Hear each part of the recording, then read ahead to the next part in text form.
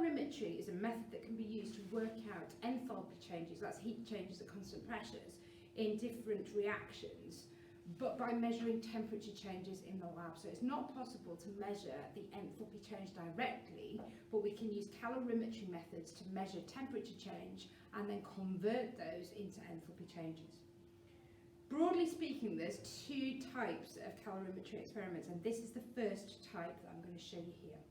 So what I've got set up here, in the measuring cylinder, I've measured out 100 centimetres cubed of water, and that 100 centimetres cubed of water, I'm pouring this into this metal can calorimeter. I've got a thermometer here, and I'm just going to make sure that the thermometer is about in the middle of that water in terms of both the circumference of the can and also the depth of the water. So I've got that sitting about in the middle there, and I've got a stirring rod so I can just stir that water carefully to try to make sure that the temperature in that water is the same throughout. I'll just clamp that a little bit tighter, that's better.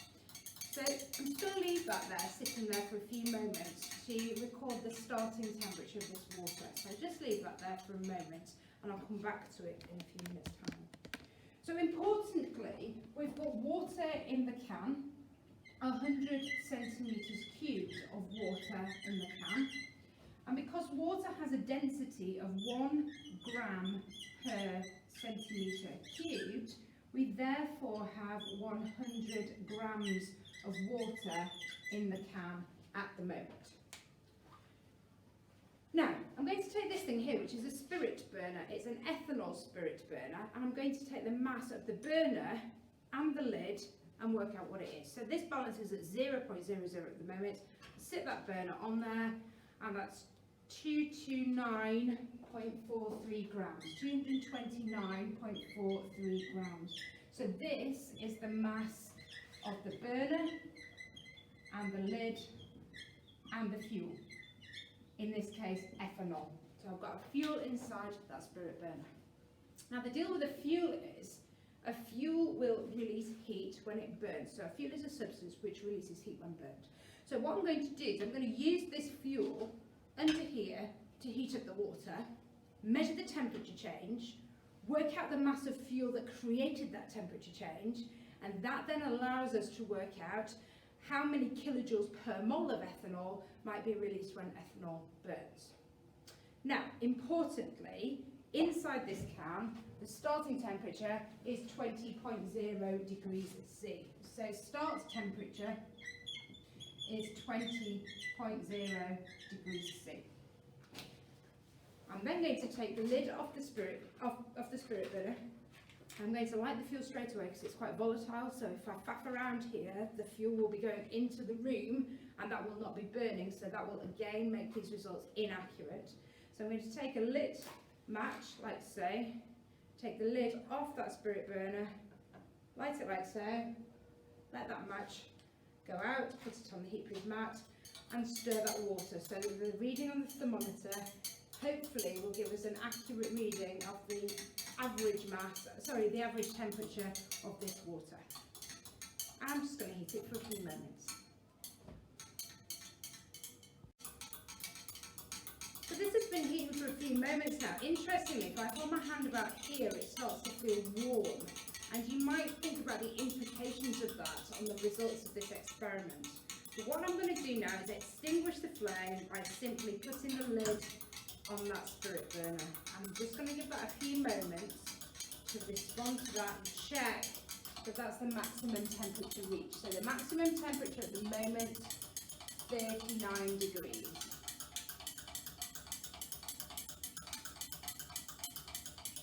And that does not seem to be changing, so we'll go 39 degrees C for that final temperature. So 39 degrees C we'll call the end temperature here, 39 degrees C. So you can see that we've generated an increase in temperature from 20.0 up to 39. Might be better with 39.0 to the correct precision, so 39.0 degrees C. So an increase in temperature of 19.0 degrees C there. So what caused that temperature to change? Well, what caused that temperature to change was the ethanol burning. So the last thing that we need to work out then is what mass of ethanol was burned. So if I now take a new mass of the burner and the lid and the ethanol, that final mass is 228.62 grams. So that is the final mass of the burner, the lid and the fuel. Is that okay? So you can work out from here the mass of ethanol that was used to create that temperature change. We know the mass of water that was involved here, so we can now employ that relationship Q equals mc delta T to calculate the heat change in joules, and then we can convert that to the enthalpy change in kilojoules per mole by considering the mass of the fuel that was needed to generate that change.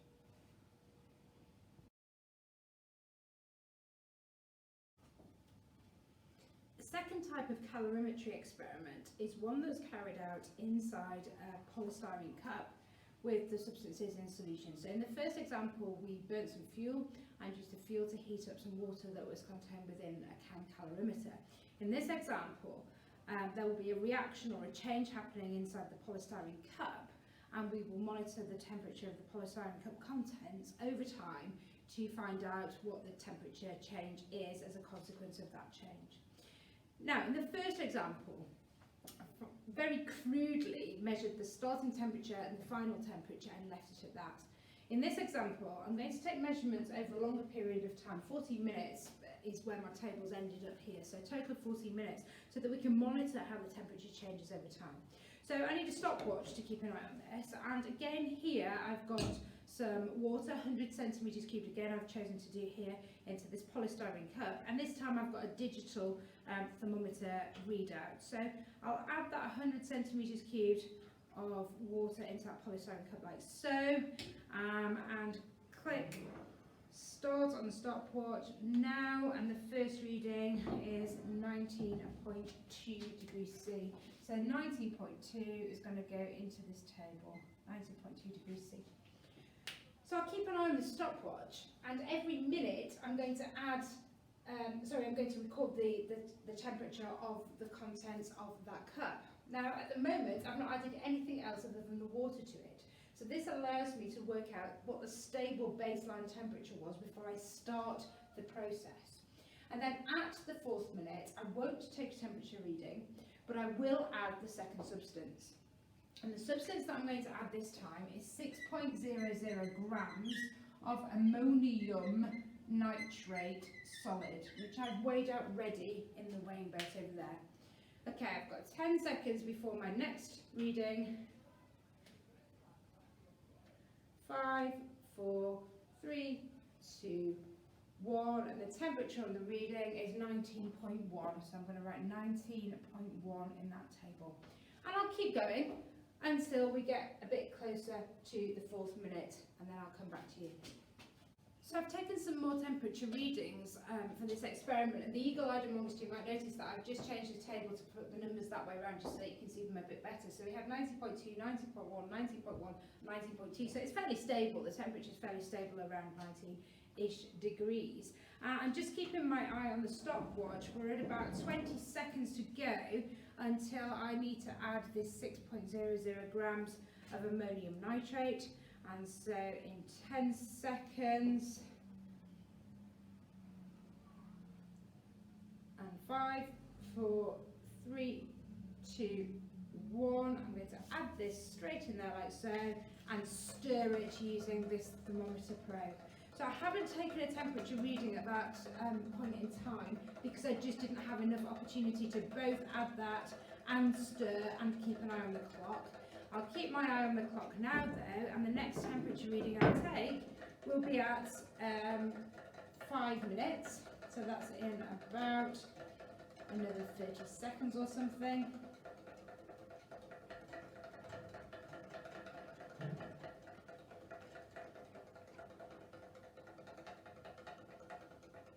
So 20 seconds.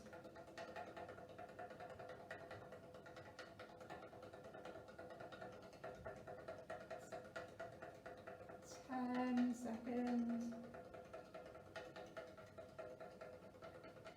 and 5, 4, 4, 3, 2, 1, and that's gone down to 14.6 degrees, 14.6. So I will now keep stirring that and keep recording that data every minute until we get the data table full. So we're almost there with the 14 minutes now, and the final reading, 15.2 degrees C, 15.2 here on the little thermometer that we've got going on there. So now it's possible to take this data and work out a bit more accurately the temperature change at the 4th minute from this data. Then use that principle Q equals mc delta T again. Work the delta T out from this data. M is the mass of substance which is being heated. So that's the mass of water in the calorimeter there. So 100 grams again, because I used 100 centimetres cubed of water. And then to convert Q, that's the heat change in joules, into the delta H in kilojoules per mole, you can use the idea that you can work out the number of moles of the ammonium nitrate which was added at this stage. Remember, we measured 6 grams of ammonium nitrate, convert that into moles, scale it up to 1 mole, and there's your answer. A third example of a calorimetry experiment is this one. So the previous example involved dissolving ammonium nitrate into water. The example before that involved burning a fuel. And the third example, this one here, we're going to have a look at a reaction which is either releasing or taking in heat from the surroundings. So an actual chemical reaction and how to work out the delta H for that particular reaction. So what I've got this time, instead of water itself, I've got copper 2 sulfate solution. Now, even though we've got copper 2 sulfate in there, the vast majority of that solution is still water. And so we can assume that 100 centimetres cubed of this has the same C value and the same mass as 100 centimetres cubed of water. So that's an assumption, and it holds really quite well. So I'm going to pour in 100 centimetres cubed then of copper 2 sulfate solution into a polystyrene cup. And again, as with the previous method, I'm going to start my stopwatch now. So at time 0, the temperature on the thermometer is reading 19.4 degrees C. 19.4. So in this example, I'm going to, again, record the temperature before adding this time some zinc powder. Record the temperature each minute, again to get a steady baseline so that we can see the accurate temperature change at 4 minutes when we do the calculation. But at 4 minutes, I'm going to add 2.00 grams of zinc powder to the copper 2 sulfate solution. So I'll keep an eye on this, I'll keep it running, I'll keep recording those temperatures, and we'll come back just before that 4th minute. So we're about 3 minutes 20 something seconds at the moment, so I'm just going to get the zinc ready. I've already pre-weighed that 2.00 grams of zinc powder. I'll just put my pen out of the way, I think, so that I can just turn this round and simultaneously add and stir this solution. And I'm just going to wait. We're on to about 45 seconds, so 15 seconds to go. 10 seconds to go. That's 5, 4, 3, 2, 1. And add that zinc straight in there like so. Give it a good old stir like that. And I'm just going to stir this now and keep recording the temperature every minute again until about 14 minutes. So for about 10 minutes after adding that zinc powder, just so that I can get a good idea as to how that temperature is changing over time. I will keep an eye on this. We'll record the first one together, and then I will just keep going with this over time.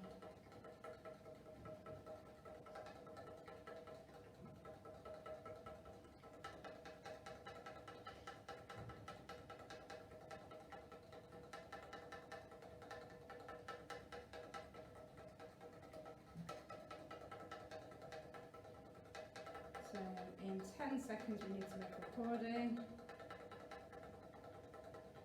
That's 5, 4, 3, 2, 1, and that says 22.8 degrees C.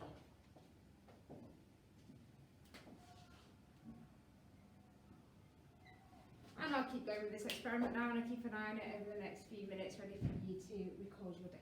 So it's just coming up to 14 minutes now, and we have got 25.7 degrees as our final reading.